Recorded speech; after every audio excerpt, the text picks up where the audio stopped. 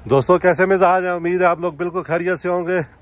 दोस्तों इस वक्त हम लोग शिमशाल जा रहे हैं। शिमशाल, वादी शिमशाल बेमिसाल।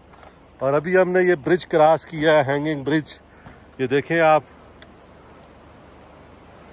ये हमने अभी हैंगिंग ब्रिज जो है वो उसको क्रॉस किया है। और वो डेविल्स लव खड़ी है सामने।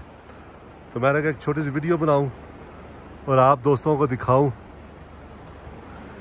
ये हमारा तीसरा टूर है शिमशाल वैली का BJ40 पे, और हमने काफ़ी इन्जॉय किया इसको।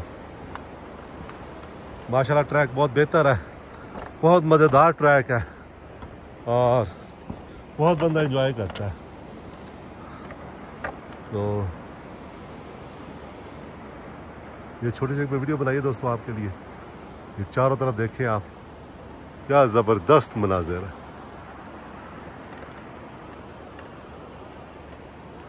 बहुत खूबसूरत। खुश रहें दोस्तों, दुआओं में याद रखें। शुक्रिया।